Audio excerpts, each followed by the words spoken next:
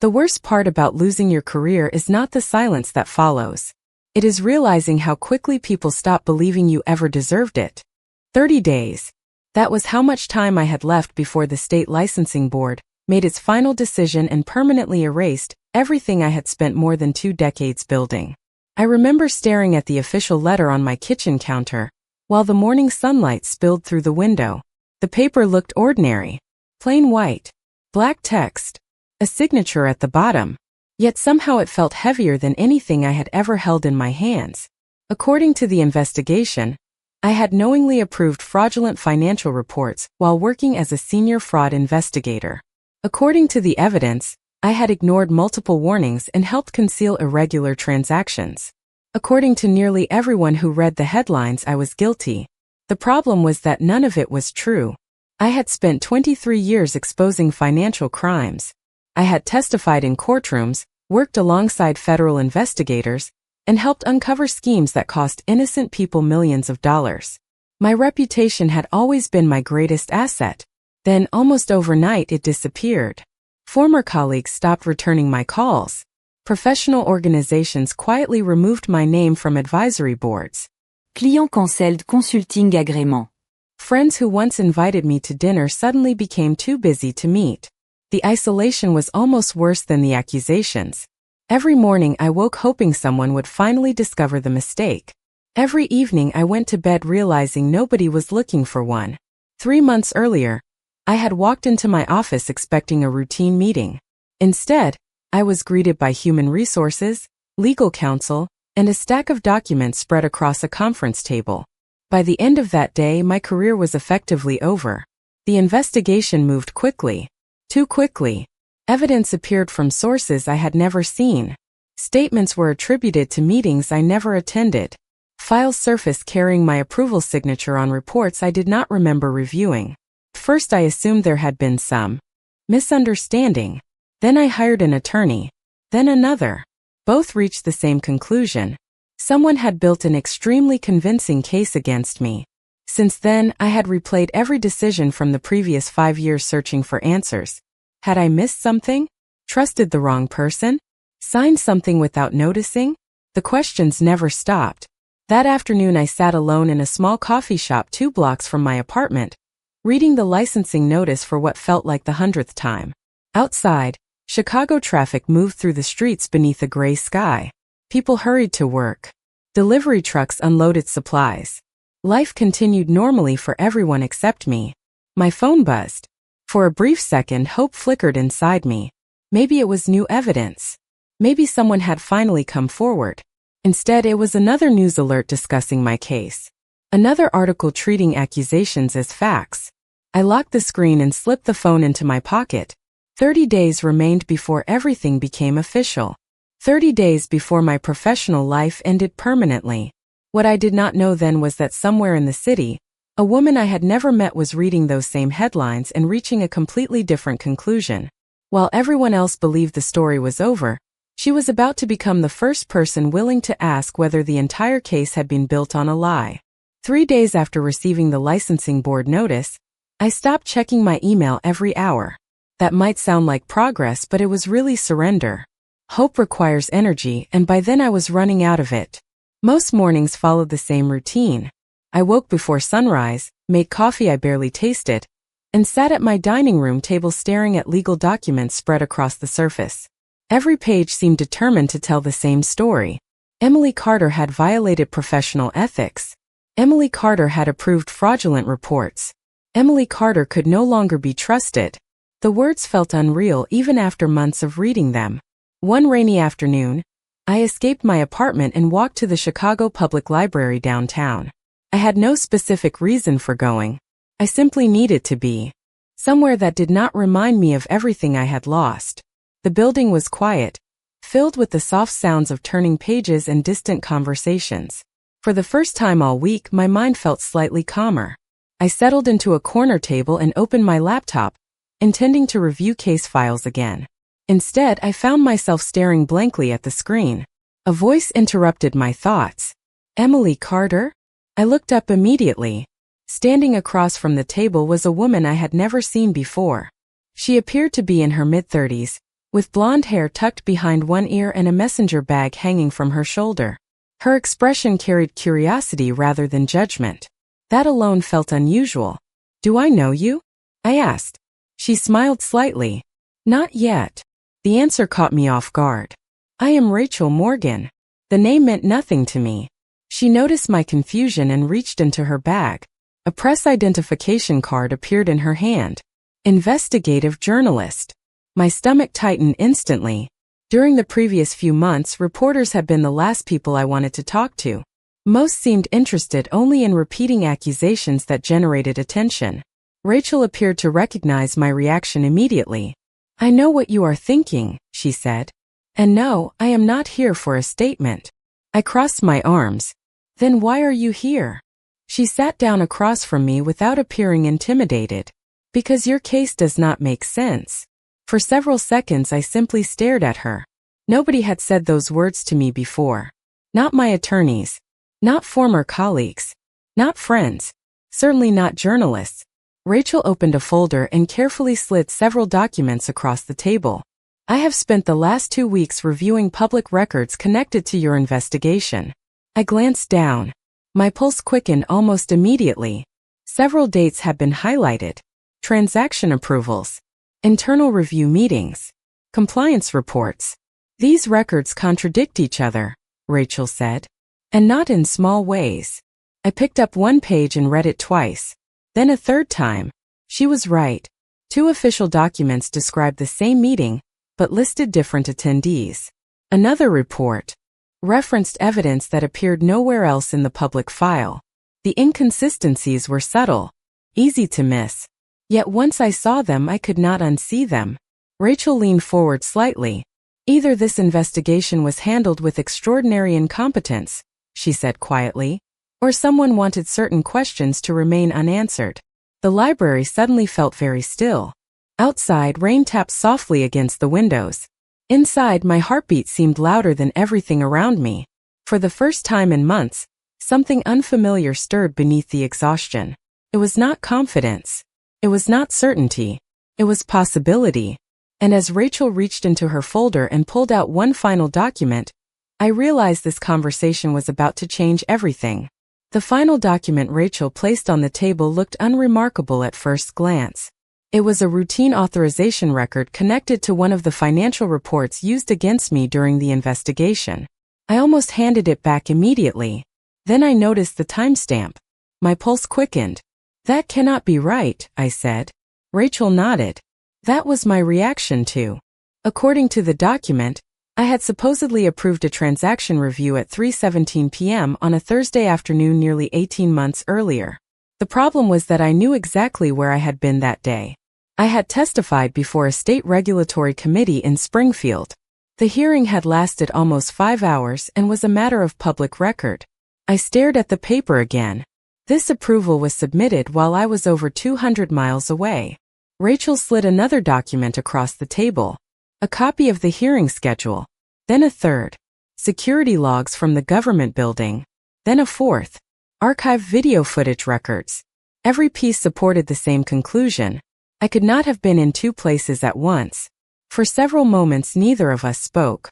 The rain outside continued tapping softly against the library windows while my thoughts raced. For months I had been searching for proof that something was wrong. Now evidence was sitting directly in front of me. Small. Precise. Impossible to ignore. "Did your attorney see this?" Rachel asked. "No, why not?" I laughed bitterly. Because nobody was looking for evidence that helped me. They were looking for evidence that closed the case. The words sounded harsher than I intended, but they were true.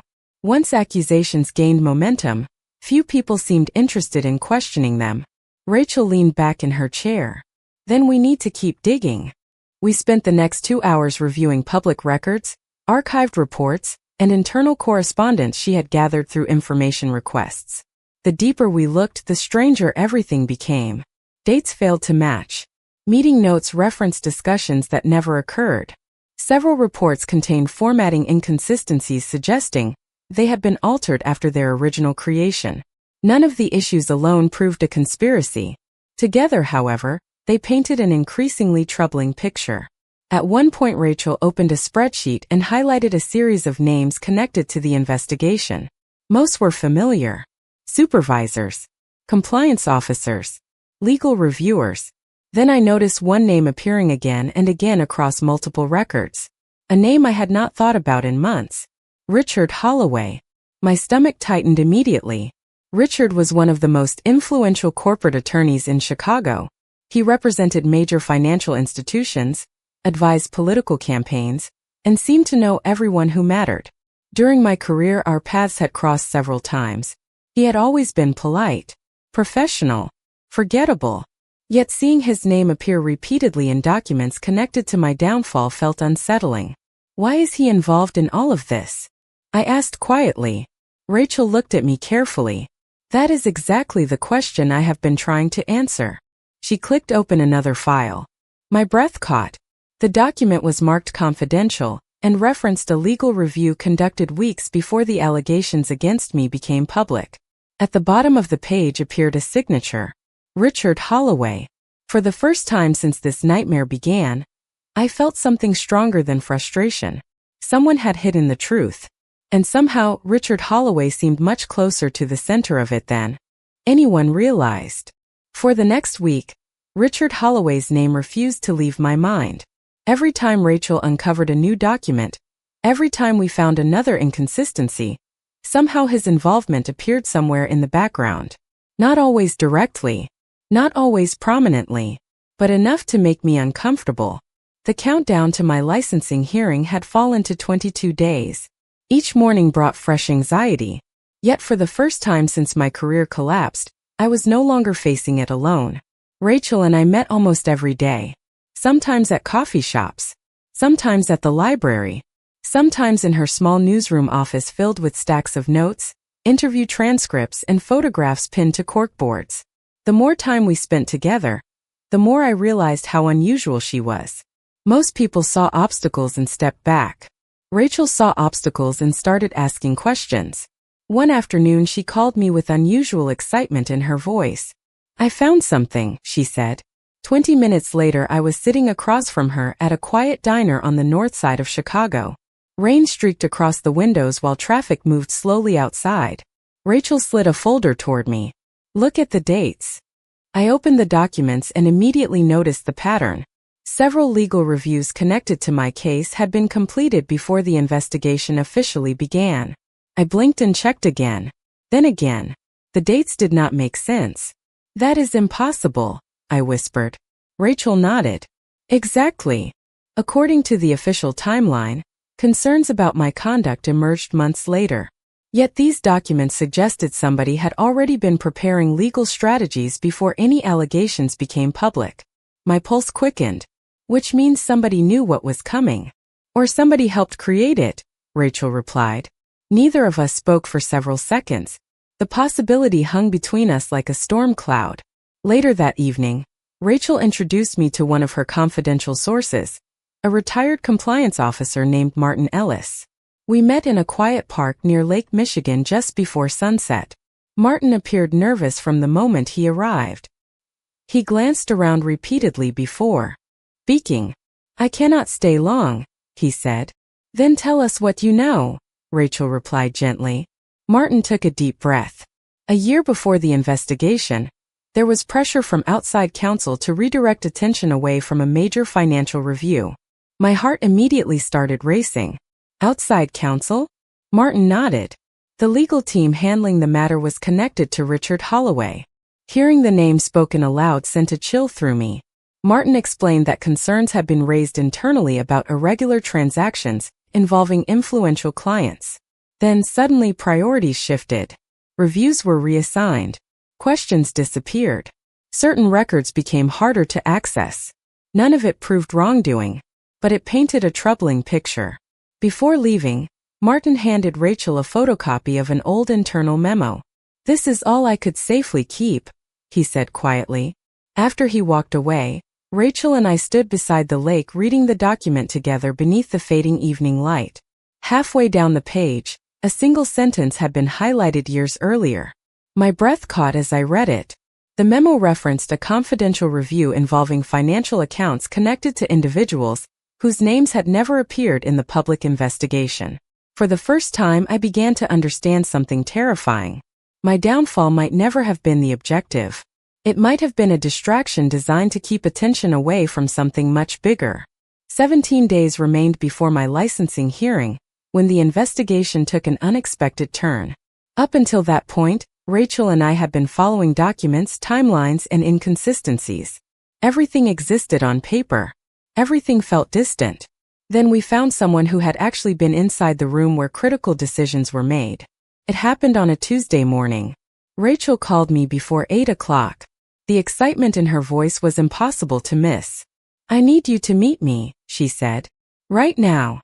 40 minutes later, I was sitting across from her inside a small cafe near the Chicago River. The place was nearly empty except for a few early customers and the quiet sound of coffee machines. Steaming in the background, Rachel slid a notebook across the table. Several pages were filled with handwritten notes.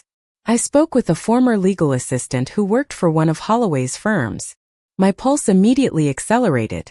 What did she say? Rachel took a breath. "She remembers seeing your name months before the investigation began." For a moment I simply stared at her.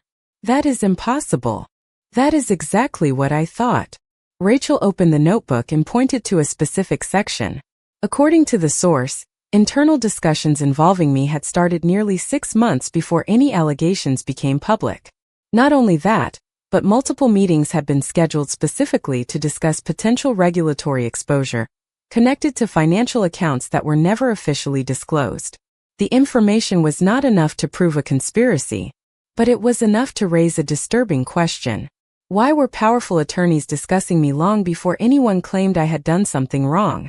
The answer seemed increasingly obvious. Someone had selected me in advance. That afternoon, Rachel and I rented access to a public records archive used by investigative journalists. For hours we reviewed old filings, corporate disclosures, and court documents. Most led nowhere. Then Rachel found something. I still remember the expression on her face. She sat perfectly still, staring at her screen. "Emily," she said quietly, "look at this." I moved beside her desk and read the document. It referenced a financial review conducted 3 years earlier involving several investment entities connected to wealthy clients. One name appeared repeatedly throughout the paperwork. Richard Holloway. Another name appeared near the bottom of the page. A former executive named Stephen Mercer. The same Stephen Mercer whose company had been quietly excluded from portions of the public investigation that later focused on me. My heart pounded. Why would they remove him? Rachel leaned back slowly. Maybe because they needed someone else to take the blame. The room suddenly felt smaller. For months I had assumed I was defending myself against false accusations. Now a different possibility emerged. Perhaps the accusations were never the real story. Perhaps my destruction had simply cleared a path for someone else's protection. As evening approached, Rachel received an encrypted message from an unknown sender. There was no greeting, no explanation, only a scanned image attached to a single sentence. We opened it together. The image showed a confidential meeting schedule from years earlier. At the very top was Richard Holloway's name. Directly beneath it was a list of attendees. And halfway down the page I recognized another name immediately. It belonged to someone I had trusted completely during my career. Someone whose involvement changed everything. The name on the meeting schedule was Daniel Brooks. For several seconds I could not process what I was seeing. Daniel had been my direct supervisor for almost 7 years. He was the person who recommended me for promotions, praised my work during performance reviews, and publicly defended my investigations when influential people complained. If someone had asked me a year earlier to list the people I trusted most professionally, his name would have been near the top. Rachel watched my expression carefully as I stared at the document. "You know him," she said quietly. "I thought I did." My voice sounded distant even to me. The schedule showed Daniel attending a confidential strategy meeting alongside Richard Holloway and several executives months before any allegations against me surfaced. That alone was troubling. What made it worse was the meeting subject listed at the top of the page. Regulatory risk mitigation. The phrase sounded harmless on its surface. Corporate language often did. But after weeks of uncovering hidden timelines and altered records, neither Rachel nor I believed in coincidences anymore. The next morning we began digging into Daniel's background. At first we found nothing unusual. His career appeared stable. His finances seemed ordinary. His professional reputation remained strong. Then Rachel discovered a property disclosure linked to a real estate investment group. One of the investors was Daniel Brooks. Another was connected to Stephen Mercer, the same executive whose name kept appearing in documents that should have drawn attention years ago. My pulse quickened as the pieces slowly started fitting together. "This cannot be accidental," I said. Rachel nodded. "It is starting to look like a network." We spent the rest of the day mapping relationships on a whiteboard inside her newsroom office. Names, companies, legal reviews, financial entities.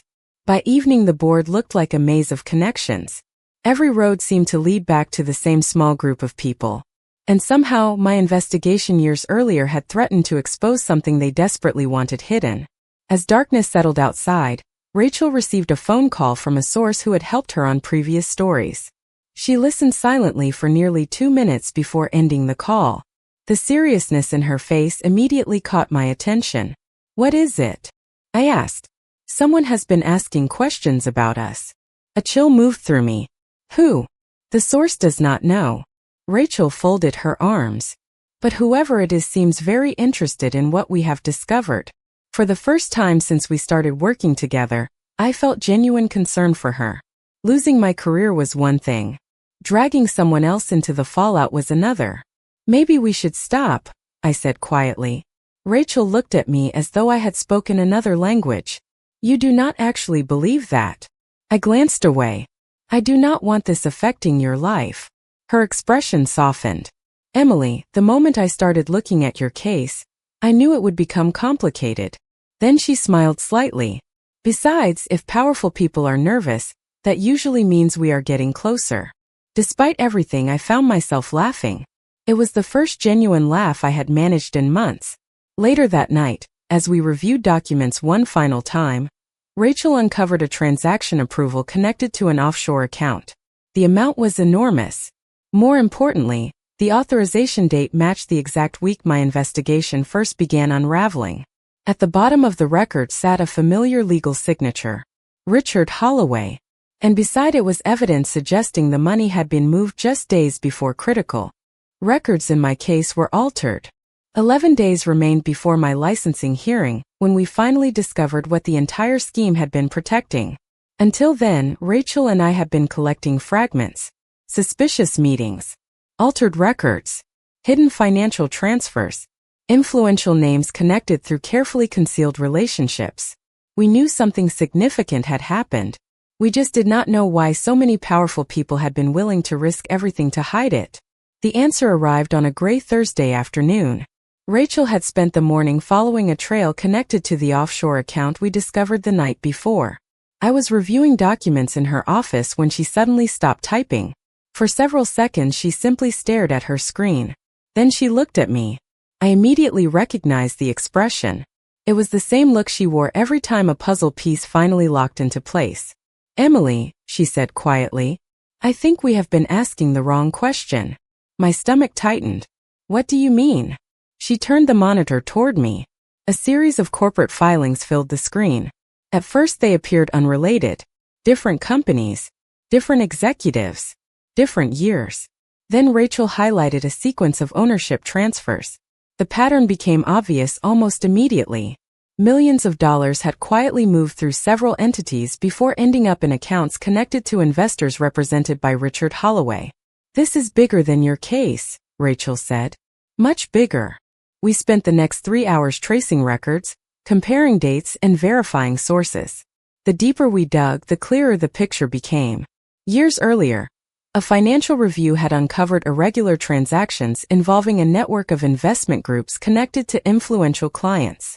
The review should have triggered extensive scrutiny. Instead, it disappeared. Key documents vanished. Internal priorities shifted. Investigators were reassigned. And eventually, attention moved away from the transactions entirely. That was when I understood. My career had not been destroyed because I made a mistake. It had been destroyed because I was getting too close to the truth.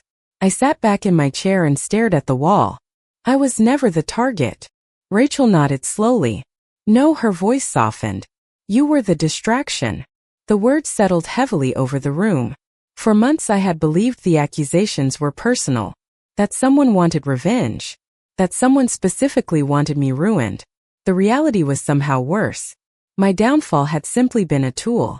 A convenient way to redirect scrutiny and protect people with far more to lose. As evening approached, Rachel received a message from Martin Ellis. The retired compliance officer wanted to meet immediately. We found him waiting inside a quiet restaurant near the lakefront. He appeared more nervous than ever. After a brief greeting, he slid a sealed envelope across the table. If this becomes public, he said carefully, a lot of powerful people are going to have difficult conversations. Inside were copies of internal communications dating back several years. One email in particular captured my attention. It referenced concerns about an investigator who was becoming difficult to manage. The investigator's name had been redacted, but the timeline matched my work perfectly. At the bottom appeared a response from Richard Holloway. It was only one sentence long, yet it changed everything. The message recommended removing the obstacle before additional reviews could occur. And suddenly, for the first time since this nightmare began, we had evidence that connected the cover-up directly to the people who benefited from it. 6 days remained before my licensing hearing, when Rachel made the decision that changed everything. For weeks we had been gathering evidence, verifying sources, and connecting pieces of a puzzle that stretched far beyond my career. We now had internal communications, financial records, meeting schedules, and witness statements pointing toward a coordinated effort to redirect attention away from a much larger scandal. The problem was that none of it mattered if nobody saw it. Powerful people survive because information stays hidden. Rachel understood that better than anyone. I arrived at her office shortly after sunrise and immediately noticed the difference. Every surface was covered with documents. Timelines stretched across whiteboards. Names were connected by colored markers. Screens displayed financial records and archived correspondence. Rachel looked exhausted, but there was determination in her eyes. I am publishing the story, she said before I could even sit down. My stomach tightened instantly. Today. She nodded. Today. For several seconds I simply stared at her. Months earlier I would have celebrated. Now the reality felt overwhelming. Once the story became public, there would be no turning back. Every allegation would be scrutinized. Every document challenged. Every source questioned. Rachel seemed to read my thoughts immediately. We have verified everything 3 times, she said. If we wait any longer, we risk losing control of the narrative. She was right. Throughout the investigation we had already seen records disappear and witnesses become reluctant. Delay only benefited the people we were exposing. By noon, Rachel's editorial team had completed its final review. Watching the process unfold felt surreal. Editors examined evidence. Attorneys reviewed language. Fact-checkers confirmed timelines. Every detail mattered. Outside the newsroom windows, Chicago moved through an ordinary afternoon. Inside, lives were about to change. At exactly 4 o'clock, Rachel pressed the button. The investigation went live. The article stretched across multiple sections and included supporting documents, financial records, interview excerpts, and detailed timelines. Within minutes, reactions began appearing online. Then more. Then thousands more. News organizations started referencing the findings. Journalists requested interviews. Commentators debated the evidence. The response spread faster than either of us expected. My phone vibrated continuously with notifications. Former colleagues reached out for the first time in months. Some apologized. Others asked questions. Several admitted they had doubted the official story from the beginning, but were afraid to say so publicly. As evening approached, Rachel and I sat together watching developments unfold across multiple screens. The most astonishing part was not the attention. It was the reaction from institutions that had ignored me for months. Regulatory agencies announced reviews. Oversight committees requested records. Independent investigators began examining transactions linked to the offshore accounts. For the first time since my nightmare began, People with authority were asking the questions Rachel had been asking from the start. Then, shortly before 8 o'clock, another development appeared. Richard Holloway released a public statement denying all allegations. That alone was not surprising. What caught our attention was what happened next. Several individuals mentioned in the investigation immediately distanced themselves from him. Longtime associates issued separate statements. Business partners declined comment. The network we had uncovered was beginning to crack. Rachel looked at me and smiled. They expected the story to stay buried. I stared at the screen displaying headlines from across the country and felt something I had not felt in a very long time. Hope. Real hope. Because after months of being treated like the villain, the truth was finally reaching people. And for the first time, Richard Holloway was the one being forced to answer difficult questions. 3 days later, I walked into the licensing hearing expecting another battle. Instead, I found a room transformed by everything that had happened since Rachel's investigation became public. Reporters filled the back rows. Independent observers occupied seats that had been empty during earlier proceedings. Most importantly, the people evaluating my case no longer viewed the accusations as settled facts. They viewed them as questions. For the first time since my career collapsed, I felt like someone was actually listening. The hearing lasted nearly 6 hours. Documents were reviewed. Timelines were examined. Witness statements were discussed. Several pieces of evidence that had once been treated as unquestionable suddenly appeared far less convincing under scrutiny. By the end of the day, the board announced that a full reconsideration of my case would take place pending the results of multiple external reviews. It was not complete vindication. Not yet. But it was enough. Outside the building, cameras waited. Questions flew in every direction. I answered only one.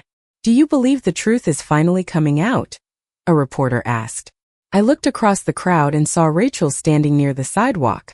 Despite the chaos surrounding us, she seemed remarkably calm. I smiled.